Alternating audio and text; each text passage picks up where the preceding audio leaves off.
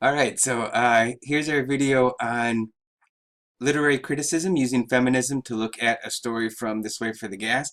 If you're wondering why my head's in a different location, Fortnite and an 11-year-old who is now quiet for 10 minutes.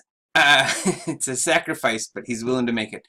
Okay, so A Day at Hermanz is a story. I don't want to go into too much detail because I want you to have this experience, but I just want to say a couple things in general and then specifically to the questions.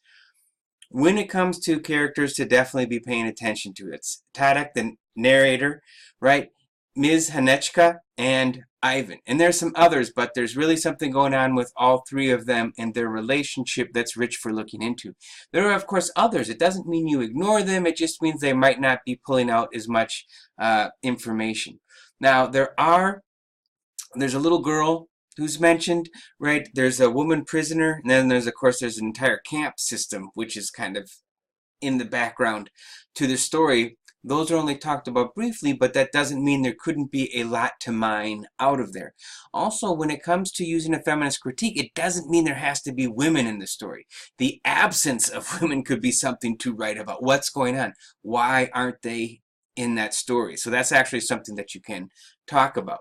Now, a few of the key questions that I think will be definitely you'll connect to easily is what constitutes masculinity and feminine. You can look at how Pani Hanechka, right, is portrayed in what she acts versus the men. How do the people embody those traits, right? What does the work reveal about the operations of the patriarchy? And you can think about the patriarchy simply as, for this case, like women excluded for power. So, for example, you might look at what does Pani Hanechka have over, what power does she have? What can she control, right? What things can't she, right? Also, it doesn't even have to be people, because if we're talking about the patriarchy, right, which is the idea that men have all the positions of power and authority and the benefits of society, what's going on with the four stretchers, right? How is the patriarchy using the four stretchers? What could that be representation of how the patriarchy works, right? Colin, no whispering. All right. Oh, now, with that, too, there's going to be some things that come up when you think about, for 1 second, think about the camp girl who shows up, actually the daughter of the camp commandant. You know, there's a million men and women who are going to be killed, but she's safe in this house that's practically a dollhouse. You know, that could be something that you could look at. Now, all those questions, which are posted in our discussion board, right, when you get to the day at Hermanz, right, you can look at, you can use any that you want, right? A couple that I think might come in, right? How's the relationship between men and women portrayed? That's another one up here, right? And what does the work imply about the possibility of sisterhood as a mode of resisting the patriarchy, right? I mean, if you think about that, would be possibly, oh, this is interesting. Talk about sisterhood, but the only women you get is the Polish woman outside of the camp, right?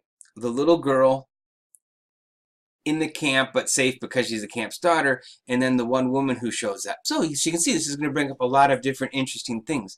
Now, in the post, because like I said, every perspective, every ideology is going to have blind spots. It's going to give us a lot of insight, and it's going to miss some things. It also might make us look at stuff a little bit weird. So when you post, you took notes on the first story, just your own view. So what I want you to think about is what's different from how you read it the first time, the first story, with just your thoughts. The second story being guided by these questions. What do you think are some of the advantages, the things that this perspective helped you pick out of the story? And is there anything that you think was lost in that, right? And we will do that, have that question, right, for each of the theories that we look at. All right. I did that. Good job, Colin. And we're out of here.